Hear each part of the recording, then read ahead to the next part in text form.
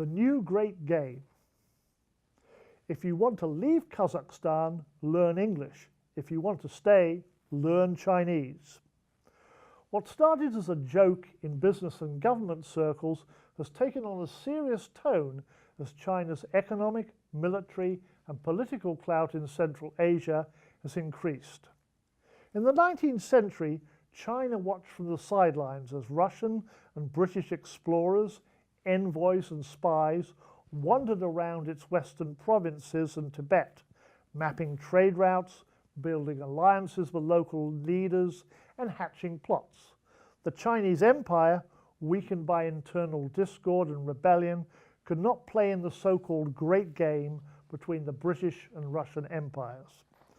Today the roles are, if not reversed, at least rebalanced, with China vying with Russia and the United States in a new Great Game. Hungry for oil, gas, and natural resources, China has invested heavily in Kazakhstan's energy sector. It built a pipeline to carry oil from the Caspian Sea east of Xinjiang and is financing construction of a gas pipeline and a 1,700-mile stretch of highway to connect China with Europe. Meanwhile, Russia, European countries, and the United States support pipelines running west to the Black Sea and Turkey. For now, there's plenty of oil to flow both ways, but the supply will not last forever. Analysts worry about population pressures.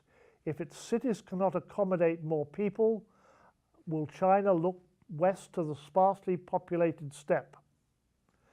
The end of the Soviet Union briefly revived the dream of the Uyghurs of Xinjiang of uniting with their fellow Muslims in a greater Turkestan or caliphate. China leaned heavily on Kazakhstan, Kyrgyzstan, and Tajikistan to restrict Uyghur political activity and settle the border disputes that had plagued Chinese-Soviet relations. China has reduced the demographic power of the Uyghurs by resettling Han Chinese in Xinjiang. Russia has long-standing economic ties with Kazakhstan.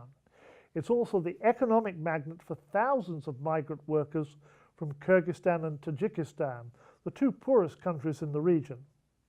Remittances from migrant workers in Russia account for about 29% of Kyrgyzstan's gross domestic product and 47% of Tajikistan's. Russia provides aid and loans and maintains military bases in both countries. With the withdrawal of NATO forces from Afghanistan and the handover of the Manas air base in Bishkek, the United States no longer has a significant military presence in Central Asia, but its economic interests, particularly in Kazakhstan's oil, gas and mining sectors and in banking, make it the other major player. Iran and Turkey are also in the game, although only Turkey so far has invested heavily in the Central Asian economies and sought influence through education and social programs. What happens in Central Asia as China, Russia, the United States, Turkey, and Iran, and possibly India, making a late entry to the game, compete will affect the world balance of economic and political power.